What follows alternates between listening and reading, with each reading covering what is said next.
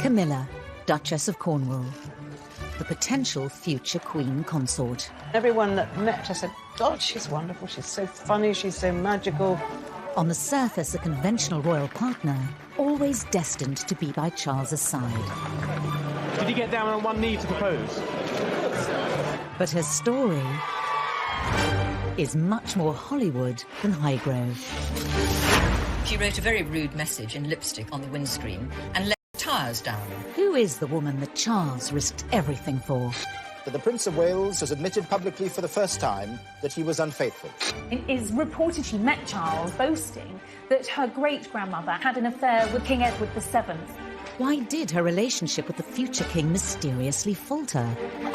People have said, slightly tongue-in-cheek, senior members of the royal family were there at the wedding just to make sure it really happened. How did she go from being seen as Britain's most hated woman? This must have been an absolutely traumatic period in her life. To loved royal. She had, up until that point, really been relatively anonymous. Before Meghan, was she the original unsuitable bride? Mountbatten was absolutely horrified. He insisted that Camilla was excellent mistress material, but was certainly not wife material. This is the story of Camilla before Charles. It's been a roller coaster of a relationship with lots of turbulence, complications. A tale of love, betrayal and redemption. It's almost Shakespearean in its tragedy. You couldn't make this up.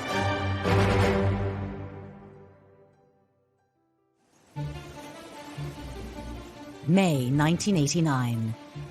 The Aegean Sea just off the Turkish coast. A prince and his former girlfriend are sunbathing on a boat. They think they're not being watched, but the paparazzi were there, and the implications will send shockwaves through the House of Windsor. There were photographs of Charles and Camilla in a launch in a speedboat together. Charles was shirtless, topless in his swimming trunks, and it was quite striking. And those really were the first time that the wider public and the media began to wonder whether there was something going on. Many were now asking if Charles and Camilla had rekindled their relationship. It was a rather reckless thing to do. Well, Charles was still a married man. And it was a reckless thing to do because it pushed Camilla right there in the spotlight. In public, Charles doesn't comment on the rumours. But a 1989 transcript of a phone conversation between the two reveals intimate details of their mutual affair.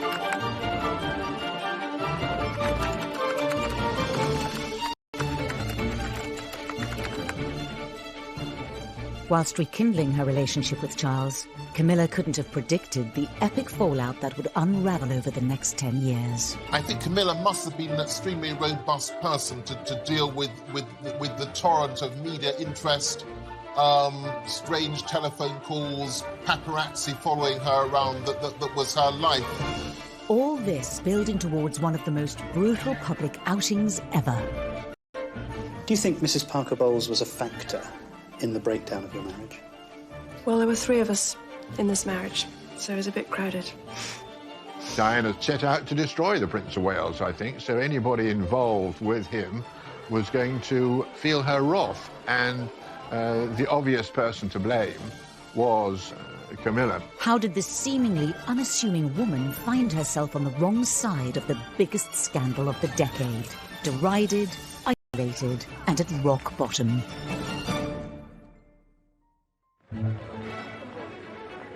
The story starts 8 years earlier with a wedding that mesmerised a nation.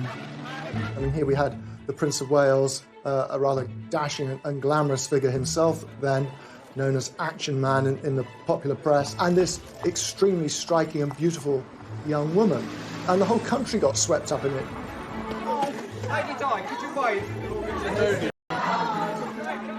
Camilla Parker Bowles at this stage was married herself, but remained a close friend to Charles. It's thought she even encouraged him that Diana was the one. In that period, Charles's life was difficult and he knew he was under pressure to find a wife, and Camilla thought she'd be perfect for Prince Charles. But before the wedding had even taken place, there were signs the prince and his future bride may not have been the perfect match it initially seemed. If you look back at that engagement interview, you can see that they're really not at ease in each other's company at all. They're not a tactile, loving couple. I mean, Charles just simply can't bring any emotion to the interview. Can you find the words to sum up how you feel today, both of you? Difficult to find that sort of word, isn't it, really? Just delighted and happy. And I'm amazed that she's been brave enough to take me on. And I suppose in love. Of course. Whatever in love means. Whilst reportedly encouraging the marriage, that was as far as it went, according to some royal observers. Camilla might have been the older woman who had dated the prince before Diana and who was in a good position to give Diana some counsel in those... Charles and Camilla had met 10 years earlier through a mutual friend. The first time when they met in 1971-72, they had a brief romantic relationship. It only lasted for about 6 months. Camilla married Andrew Parker Bowles. The second phase of their relationship was when she was married to Andrew. Prior to the wedding to Charles, had Diana known how close Charles and Camilla had truly been? Were there warning signs? Shortly before his wedding, Charles wanted to thank a number of women who'd been very kind to him over the years of his bachelorhood. And Camilla was one of them. Diana found this bracelet that Charles had specially made for Camilla. It had the initials GF on it, and she immediately realised that this was for Camilla. And Diana was said to be aware of the nickname Charles had for Camilla. When Prince Charles was growing up, very, very popular show on the radio was The Goon Show. There were two characters in it called Gladys and Fred, who were like lovers, and these were the nicknames from very, very early on that Charles and Camilla gave each other. It really, hurt her, and she became obsessed. She became obsessed with Camilla. The wedding went ahead on the 29th of July, 1981. Watched by a global television audience of 750 million people. Probably the most flamboyant wedding anywhere in the world in the last century. I mean, an extraordinary spectacle. And in the congregation, Camilla Parker Bowles. And Diana knew that she was there. The history that Camilla had with the man that she was about to marry, and it's quite poignant, I think, that out of the thousands of people in St. Paul's, it was Camilla who Diana zoned in on. From Camilla's point of view, she's now watching a man she's been in love with for a very long time walking down the aisle in this fairy tale, happily ever after story. And for her, she must have had a huge mixture of emotions. How are you enjoying married life? Highly recommend. Diana naively believed that as a result of the marriage, the mistress would fade away and we'd all live happily ever after. But of course, that never happened. And contrary to what a lot of commentators have said, Camilla didn't go away.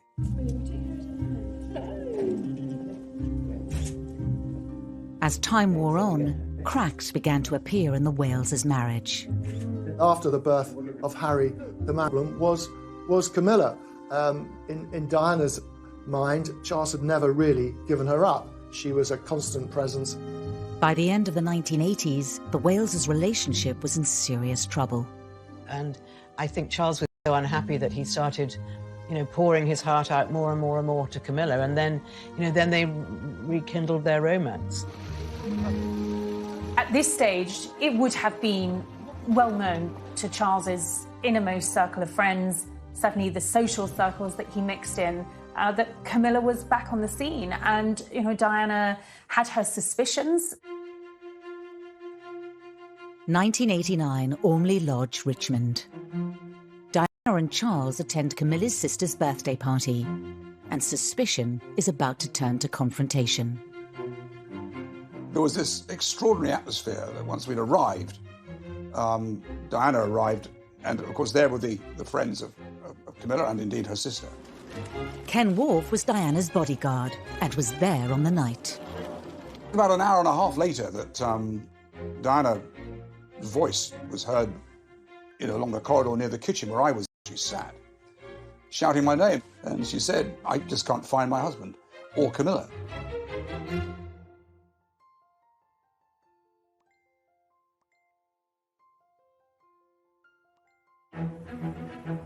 (1989), and Princess Diana is trying to find her husband and Camilla Parker Bowles at a party. Her bodyguard, Ken Worf, is helping her. We began an exploration of the house. Sat on the sofa was the Prince of Wales and Camilla actually talking. And Diana said, listen, please don't treat me like an idiot. You know, I know what's going on. There was no attempt by Camilla to deny Diana's allegations. Diana didn't have any proof, but she had a hunch. So they, you know, and all hell was going on upstairs because everyone was saying, gosh, Diana and Camilla are having a confrontation downstairs. And Charles knew that this was, you know, this was the moment to leave. But of course, on the return journey home, nothing was said in the car. That really was the beginning of the end of the Wales' relationship. It is announced from Buckingham Palace that, with regret, the Prince and Princess of Wales have decided to separate. After the separation, Charles and Camilla's relationship remained in the shadows, until Princess Diana goes on the offensive.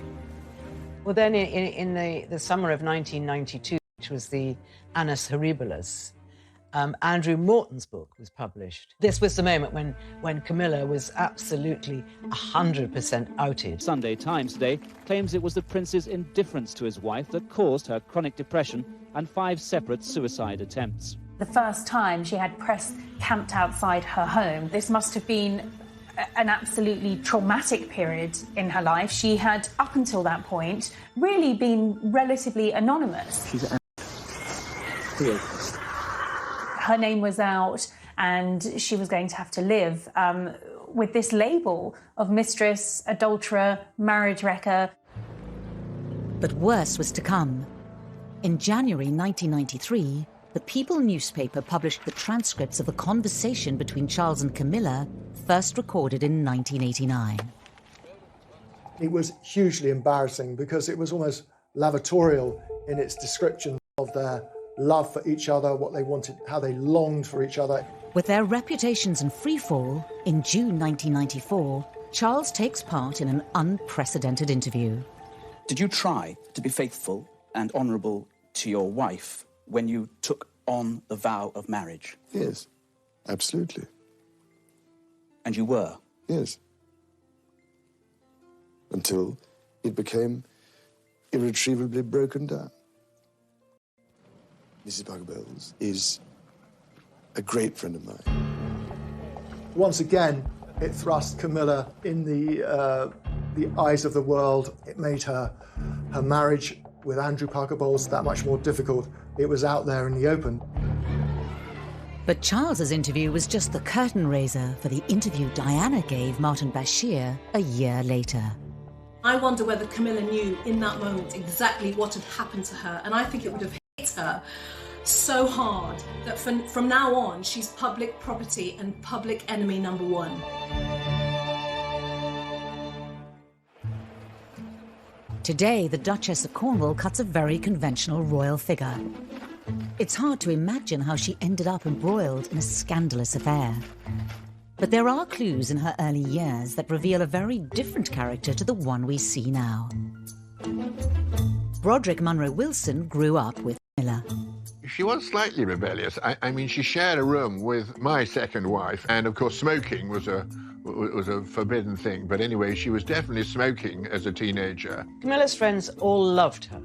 She was she was always the one at the centre of everything. She was terrific fun. Boys adored her because she was funny and characterful. I mean, she wasn't a beauty, but I mean, I think she was approachable, and she was very, very popular. Thank you very much for giving us this Silver Heart, but I still think... 1960s swinging London is in full flow, and 18-year-old Camilla Shand is said to dive headfirst into the party scene. She did have some jobs, like she worked at Colfax and Fowler, the decorators. She didn't last a week. One morning she overslept after a very long party, and I think she was probably rather hungover, and she arrived late and said, "Oh, I'm terribly sorry." And the boss head Colfax and Fowler, who was a demon anyway, just absolutely tore her apart and sent her packing. And that was the end of her working career. But she was never cut out to be a career woman. But I think she had a lot of fun in swinging London. She was famously a party girl in the mid-60s. And, you know, she might go to 3 parties a night, 5 days a week. I mean, she was extraordinary. She absolutely loved partying.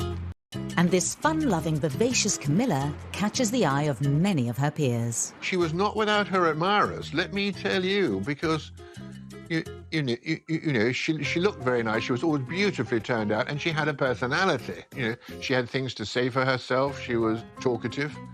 I mean, if you sat next to her at a dinner party, you were delighted because you knew you'd have a good conversation. But this young, carefree period of her life doesn't go unnoticed years later.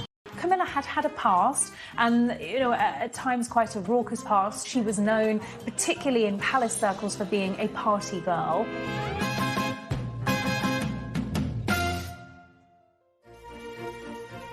In fact, Camilla's family's reputation went back many, many years. And it is reported to have broken the ice when she met Charles by almost boasting that her great-grandmother, Alice Keppel, had had an affair with another heir apparent, King Edward VII. So she was aware of that royal connection. It shows what an extraordinary family they were. Alice Keppel wasn't a sort of dark, embarrassing secret. You know, the fact that she'd been mistress to a king, this was something the whole family admired. So here we had a situation. Alice Keppel was Camilla's great-great-grandmother. King Edward VII was the Prince of Wales's great-great-grandfather. This extraordinary story is in the background, and it seems like a mirror image of what happened with Charles and Camilla. It certainly adds a sense of symmetry to their romance, if nothing else. It's not surprising that Camilla's great-grandmother was able to move in royal circles, and for the alleged affair to have taken place. Her family have been on the fringes of the aristocracy for generations. Born Camilla Shand in 1947, she had a textbook childhood. She had a very happy childhood. She was the eldest of 3, the firstborn, and then she had a younger sister, Annabelle, and then their brother, Mark. Her father, Major Bruce Shand, was a real military hero. He was actually given the Military Cross thrice, which is the most astonishing thing, a very, very gallant officer. Her mother was from a very, very wealthy family called the Cubitt family. And the Cubitts in the 19th century had built much of central London. She lived about 15 miles from me. And the great thing is that we were all in the pony club. Everybody had a pony, everybody rode, everybody hunted. We used to have little mini dances which would start at about 8 o'clock and go on to 12, where you'd dance for 2 hours, have a sort of buffet dinner, and then dance for another 2 hours, and then somebody would come, and the chauffeur or somebody would pick you up at 12 o'clock. That was Sussex society. As the daughter from a traditional upper-class family, Camilla followed the well-trodden path set out for her. Coming from the family that she did, an aristocratic family, her father, Major Bruce Shand, very much respected military man. Yes, in many ways, Camilla's life was mapped out. It was never going to be overcomplicated. Camilla attended Queensgate School in London, a very prestigious school. She was known as Miller. She was known for being pretty posh, but also good fun, and at heart, a tomboy who was definitely happier on a horse than in the classroom. She went off to a finishing school, 9 months in Switzerland, on the shores of Lake Geneva, where she learned to ski and perfected her French, but not much else. There was no emphasis at all on doing well academically. I think Camilla got 1 O-level because she was taught to get out of a car while keeping her knees together. I mean, they really walked around with piles of books on their heads so they would walk beautifully because they were being trained to be wives. And at this time, the question of who would be good to marry within this world of wealth, money and privilege was obvious. A member of the royal family would be the ultimate catch. I think society was more hierarchical, really, right up until the 1970s. 1980s, and it's hard to realise how powerful the class system was in Britain in that era, especially at those echelons of society. I think it was always expected that she was going to marry someone that would either give her a title or at least a double-barreled name, and that she was going to marry up into those aristocratic circles. But was this the life for Camilla? Did she want to marry a duke or an earl? Weren't aristocrats. She had no particular ambitions to marry up. The 25th of March 1965. It's Milla Shan's debutante party.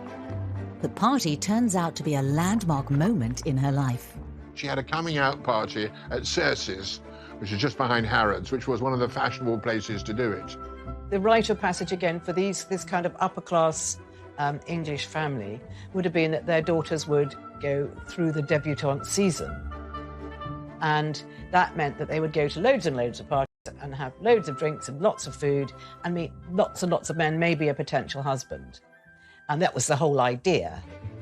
At Camilla's party, she's introduced to a striking young man.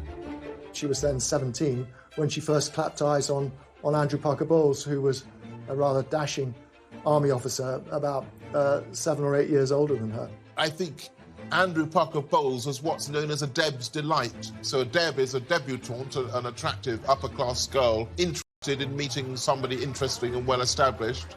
And Andrew was your kind of perfect person to have at such a party. Very, very lively, although he had a bit of a colourful reputation, Andrew. But he was a very, very attractive and handsome man, a real catch.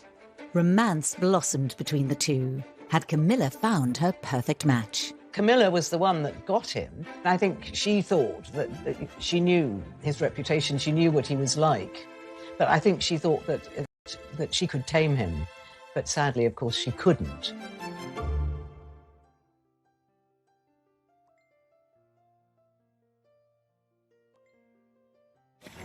By 1970, there are rumours Andrew Parker Bowles had begun to date Princess Anne, as his relationship with Camilla Shand faltered. Andrew didn't necessarily finish with one girlfriend and then move on to the next. He had dated Princess Anne, of all people, and I think it overlapped with Camilla to some extent. A year later, Camilla was introduced to Prince Charles by a mutual friend, Lucia Santa Cruz. Lucia knew exactly what the situation was with Andrew Parker Bowles and Camilla, and she didn't think her friend was being treated properly. So she decided that it would be a good idea to introduce Camilla to Charles. Andrew Parker Bowles was often away on army tours. They took him all over the world, to Northern Ireland, of course, at that time, too. And in 1972, Charles was on terra firma. He had by then been spending time in the Navy, but he was doing a long posting in the UK. With Andrew away, it sort of cleared the way for the two of them to spend a lot of time together. Charles actually himself told me, Camilla, and he really wanted to impress her. So he ordered the most expensive bottle of wine on the menu. And Charles just sort of moved his hand and knocked the whole bottle over. And he said he was so humiliated trying to impress this girl and then knocking over this expensive bottle of wine. I think what attracted Charles to Camilla was the fact that she was not overawed by him at all. The fact that she was going out with the Prince of Wales, you know, he could have been Joe Bloggs. She didn't care. He loved the fact that Camilla was fun and could be a bit frivolous and carefree. She was very different to the other debutantes on the scene at the time, and certainly some of the women that Charles had been linked with. And she was something of a breath of fresh air. And when they did start dating, Charles was, you know, absolutely blown away by her. I think that storyline is really well captured in the Crown, where you can see that he falls for her very, very heavily. In episode 9 of series 3, Prince Charles' feelings for Camilla were portrayed in this heartfelt and moving scene. And there's a feeling I've never had before. A sense of safety and belonging. And all that loneliness having vanished. It was all rather miraculous. I think you are miraculous. During 1972, the relationship is said to have blossomed. Camilla went down to Broadlands on several occasions during those 6 months and had lovely weekends with Charles there. They were both very horsey. They both, they had a lot in common, Charles and Camilla. But some commentators say their relationship came under scrutiny by senior members of the royal family, including his mentor and one of the closest people to him, his great-uncle, Lord Mountbatten. Charles had discussed the possibility of turning this intense relationship with Camilla into marriage, and Mountbatten was absolutely horrified.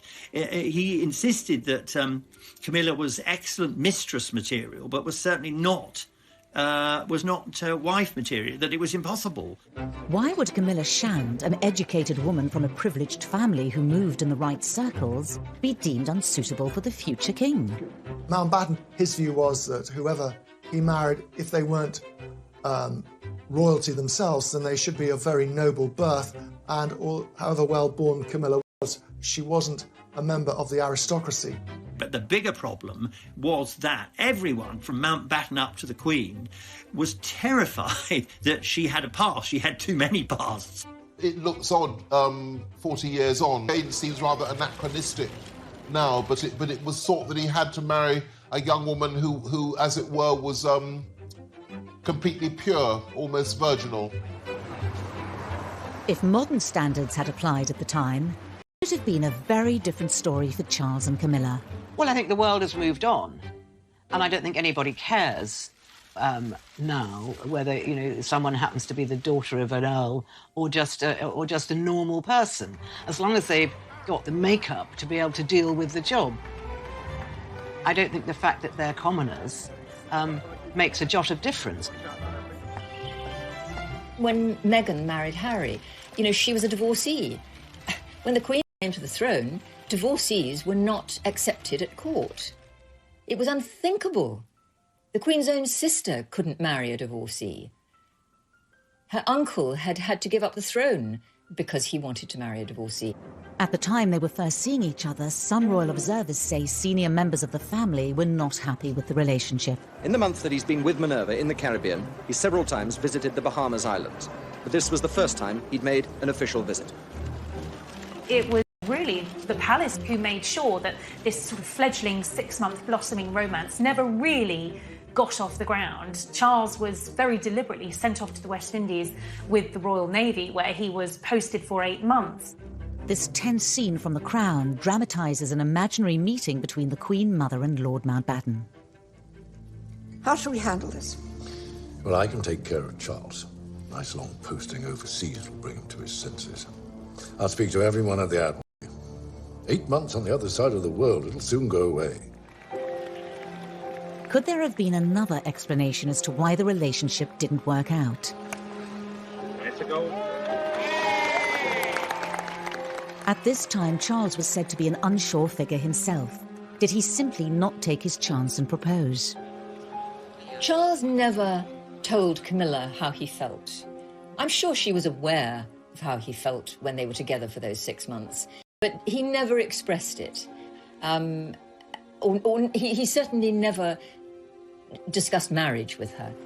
Whatever the truth, the fact was Charles was now over 4,000 miles away, and 3 months later he receives a letter that will turn his world upside down. He was on a long tour of the Caribbean islands when he received a letter from Camilla that she was and had accepted Andrew Parker Bowles's proposal of marriage, and that they were going to marry that summer. He was absolutely devastated. Missed the boat with Camilla, and he wrote to say how regretful and how sorry he was at the demise of what he called a peaceful and happy relationship, which I think indicates quite clearly that he did have something special with Camilla. He had something with her that he didn't have with anyone else. With the romance seemingly over, Camilla fell back into the arms of Andrew Parker Bowles, and the start of a journey into years of a complicated and unfaithful marriage. Their marriage was very, very happy in the beginning. It's just that Andrew couldn't keep his trousers on. She wrote a very rude message in lipstick on the windscreen and let the tires down. Steaming heat, Prince Charles's frigate, HMS Minerva, edged her way into Nassau Harbour. 1973. Prince Charles is in the West Indies with the Royal Navy, and his relationship with Camilla is seemingly over. I don't think Camilla quite realised the depth of Prince Charles's feelings for her. I think she thought, he's too young for me, he can't marry me, I need to get on with my life. And anyhow, I'm in love with Andrew Parker Bowles, and that's the man I want, and that was the man she got. And the difference between the two couldn't be more striking. You've known Prince Charles for a very long time, haven't you? What sort of person is he? Well, you know as well as I do. Everyone knows he's a marvellous leader and a marvellous man. I've heard the quote that Camilla said that however much she admired and felt love for Charles, is it possible to love two men? I think the answer for her would have been yes, Camilla, it is, because Charles and Andrew were so different. Andrew found it difficult, certainly at that stage, to live without her. She was similar to him, similar interests, very intense passion. I always feel rather rotten saying this, that Charles wasn't very sexy. Andrew was a very, very promising guards officer. Some people thought he was a bit of a name dropper, a bit of a snob, but he always struck me as absolutely charming. I think that what Camilla wanted, a lifelong commitment from somebody, and a career officer who in some ways was in the image of her father, seemed perfect at the time. Whilst Andrew might have been more alluring than Charles, Camilla had to contend with his party boy reputation. He had a string of girls who were all, very happy to be in his stable, if you like. She knew his reputation, she knew what he was like, but I think she thought that she could tame him. I was certainly witness to the fact that Andrew Parker Bowles was a popular boy, and no doubt about it. But everybody at some stage or other was joined at the hip with Andrew Parker Bowles.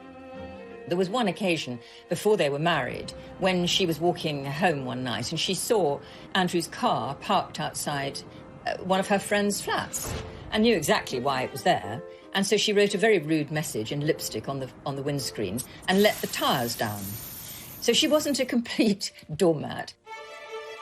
Despite any concerns, on the 15th of March 1973, it was announced in the Times Camilla and Andrew were engaged to be married. I think he was forced into the proposal because he was very aware that Camilla was seeing Prince Charles. And I think he genuinely feared that if he didn't pull his finger out and make an honest woman of Camilla, he might actually lose her. He wanted Camilla to be the mother of his children. He could see a future with her. News reaches Charles over 4,000 miles away that Camilla is engaged. According to insiders, he took drastic action and fired off several letters. He wrote to Camilla and pleaded with her to reconsider, but I think by this point it was just too late.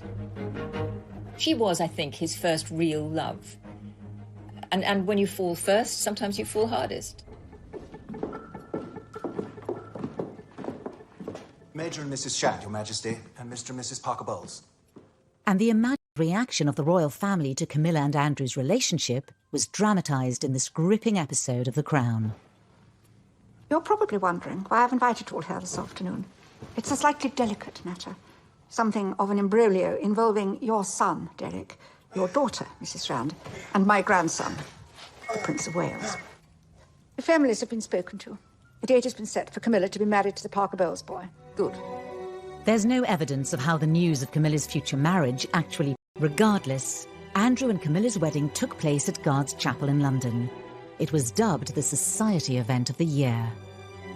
There were members of the royal family there. The Queen was there, the Queen Mother, Princess Margaret and Princess Anne. People have said, slightly tongue-in-cheek, that the senior members of the royal family were there at the wedding just to make sure it really happened.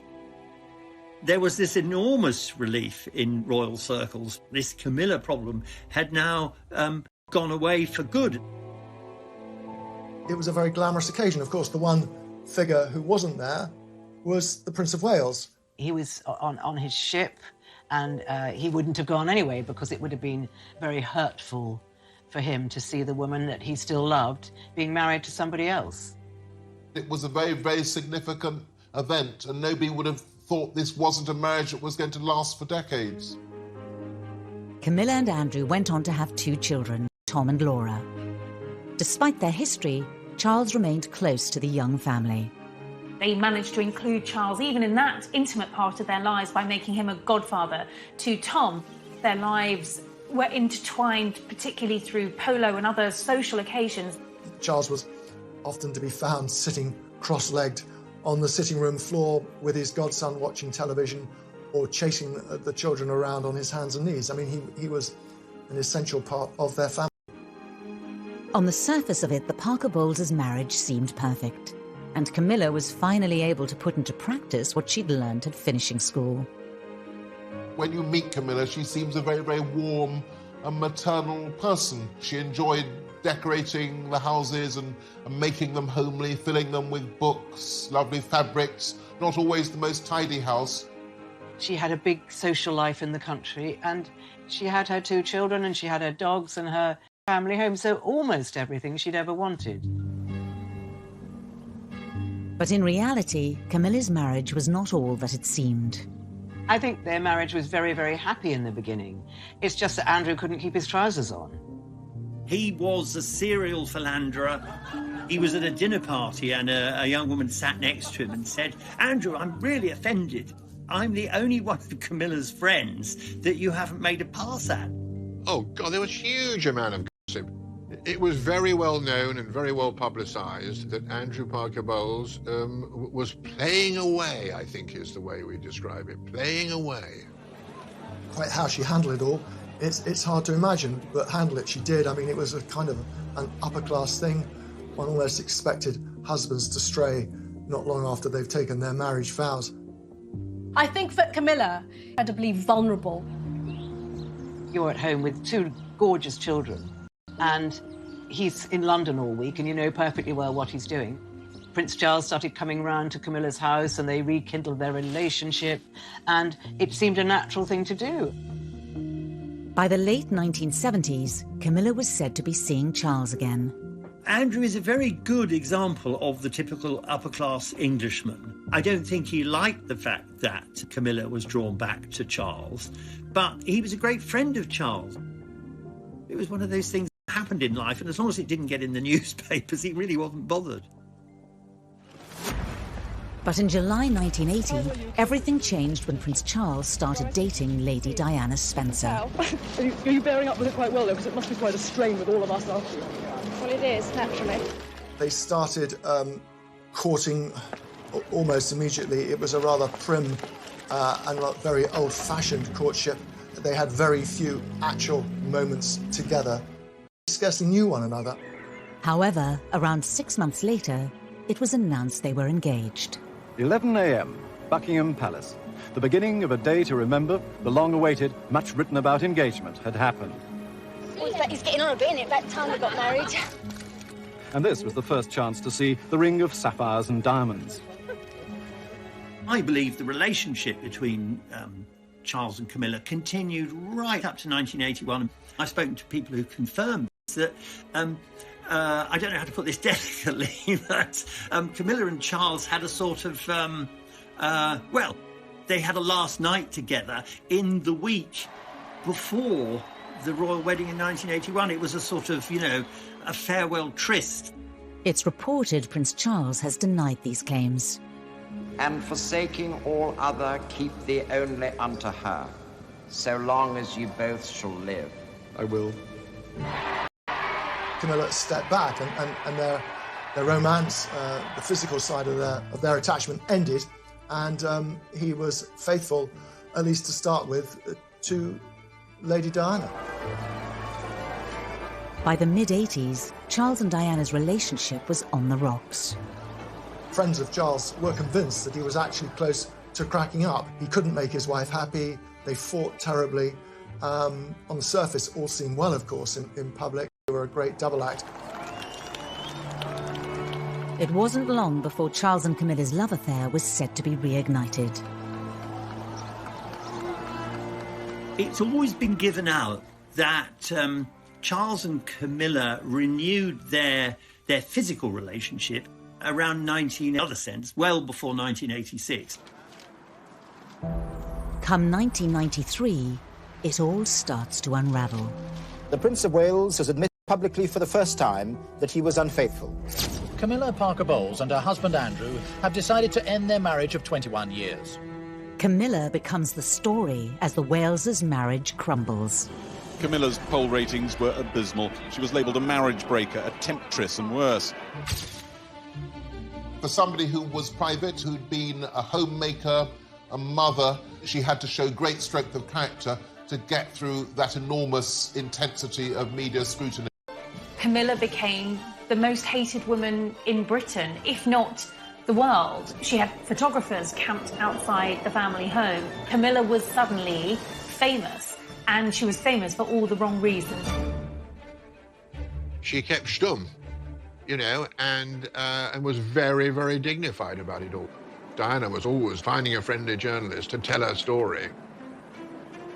She never did that, and I think that's great credit to her.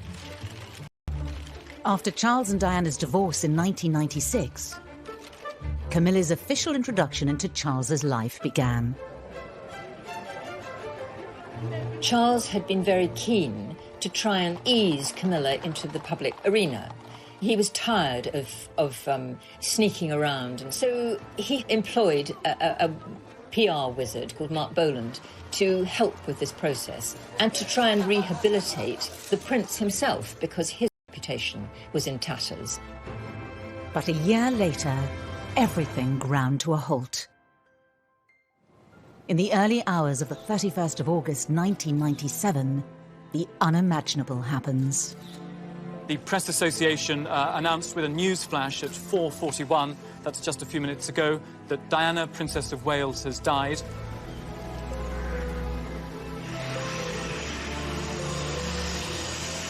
The argument ran that had Charles not betrayed his marriage vows, had he not abandoned Diana, then she would not have been travelling through Paris in the car of a playboy and ending up being killed. To be seen in public with Camilla would be a PR disaster for Charles. But now he needed her support more than ever before. Charles's first instinct was to pick up the phone to Camilla. And a desperate, desperate moment for him. There was Camilla at the end of the phone. It was a nightmare. It was a nightmare for her and a nightmare for him. But she has always been very reassuring. Publicly, it was a huge step back for Camilla. Her enduring battle with like no other.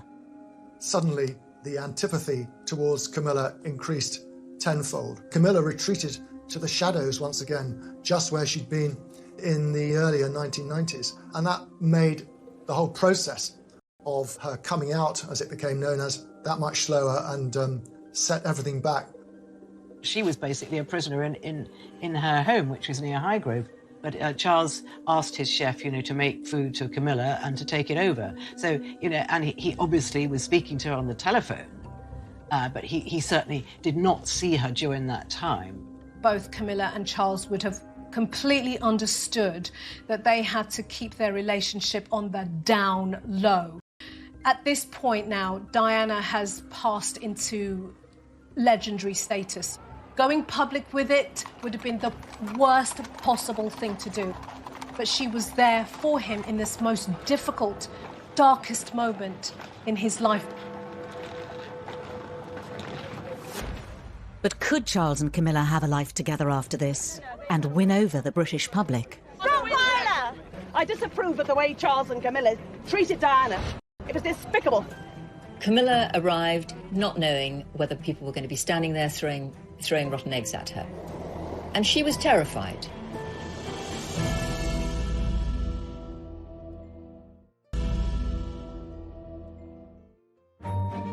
After Diana's death, reintroducing Charles and Camilla to public life would be an arduous process. One that'd take meticulous planning over the space of almost 17 months. Camilla was a non-negotiable part of his life. Charles was not going to give up, abandon this woman who had stood by him, who had given up so much, who had been traduced in the media. He was determined that she was going to be with him through thick and thin. Camilla's relationship with the British public needed some serious nurturing. Decisive action was taken by the palace, and a plan was masterminded by Mark Boland, who was now Charles's deputy private secretary. And the way he decided the problem should be handled was to persuade the public that she wasn't some bogey woman, but that she was a very important part of the prince's life, that she made him a better prince. Discretion still rules in the run-up to Charles's 50th birthday. Very gradually, she was bought out, and it was a supreme strategy. And people started to see her in a slightly different life. And everyone that met her said, God, she's wonderful, she's so funny, she's so magical. Word sort of started and spread. In January 1999, the planning came to fruition outside the Ritz Hotel in London. Around 200 members of the... Just extraordinary. It was like the whole sky lit up with flashbulbs. That moment sort of sealed the deal. By and large, the reaction was positive. And from then on, the process was able to be speeded up. And that was really the moment when Camilla began to be accepted by a section of the British public. But would Camilla ever be accepted by the inner circles of the House of Windsor? And then the next major step was meeting the Queen. It was a party that Prince Charles was hosting at Highgrove, his country house. For Charles and Camilla, it is a milestone. The heir to the throne's long-term companion, now accepted in royal circles. Interestingly, there wasn't a lot of briefing about it, except to say that the two women had spoken, they'd shaken hands, Camilla had curtsied, and they had chatted briefly. With their reputations on the rise, in February 2005, it was announced to the world Charles and Camilla were engaged. How are you feeling, ma'am? All right. Just all right? I'm just coming down to earth. Did you get down on one knee to propose? The proposal happened at Burkle on the Balmoral estate. I think that was quite significant because Charles is a bit of an old-fashioned romantic. Burkle is where Charles fished on the Dee with his grandmother as a boy, and he was very happy there. I'm sure there was some die-hard lovers of the late Princess Diana who thought, no, this is not right. But I think the British public, by and large, welcomed this announcement. On the 9th of April, thousands of people lined the streets of Windsor to catch a glimpse of the bride and groom. But had they really managed to win over the British public? I disapprove of this marriage today. I disapprove of the way Charles and Camilla treated Diana. It was despicable. Camilla arrived not knowing whether people were going to be standing there throwing rotten eggs at her. And she was terrified. I was there that day, thousands of people there who were just cheering for them, who were so happy for them. It was a really great day. The civil ceremony was followed by a blessing at St. George's Chapel, which was broadcast to a TV audience of millions. After almost 35 years, Camilla had finally married her prince. To Charles and Camilla, our future king and queen, may God bless you both. I remember covering that royal wedding in 2005 and thinking, this is historic, this is momentous, this is Charles, a divorced future king, marrying a divorcee, something that I don't think anyone really ever expected to happen. I think people thought, well, these people have... The Queen hosted a reception for the newlyweds at Windsor Castle and gave a speech that cemented Camilla's place in the royal family. When the Queen gave that speech at their wedding party, where she said, "My son is home and dry with the woman he loves," that really was the welcoming of Camilla into the royal family. And if the Queen was able to forgive and forget, then the rest of the British public could do that too. We could give Camilla a chance. Camilla was portrayed as one of the most hated women in Britain, but she was now the Duchess of Cornwall and wife of the future king. Camilla's life changed forever when she fell for a young Prince Charles. She's endured decades of secret scandals and struggles. Her reputation was left in tatters. It's been a roller coaster of a relationship with lots of turbulence, complications. There's been divorces and there's been a tragic death. It's almost Shakespearean in its tragedy at points. You couldn't make this up. The road to redemption has been a long one, but today their popularity and love is stronger than ever. We've seen her take her role as a consort to the future king very, very seriously. Her rehabilitation is complete, and I think she has proved that she is a real asset to the royal family and for the nation.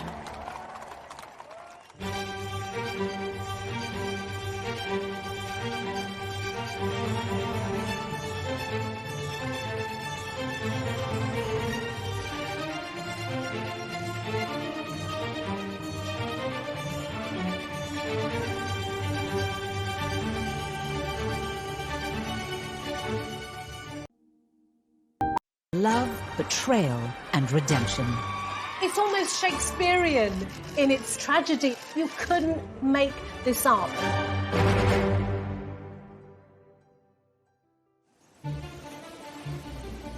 May 1989.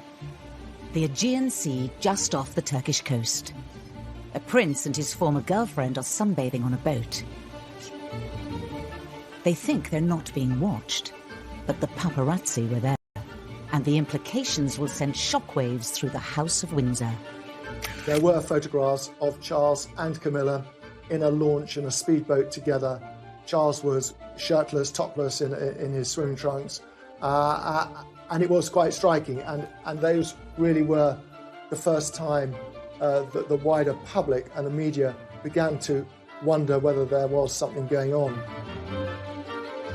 Many were now asking if Charles and Camilla had rekindled their relationship. It was a rather reckless thing to do. I mean, Charles was still a married man. And it was a reckless thing to do because it pushed Camilla right there in the spotlight. In public, Charles doesn't comment on the rumours. But a 1989 transcript of a phone conversation between the two reveals intimate details of their mutual affair.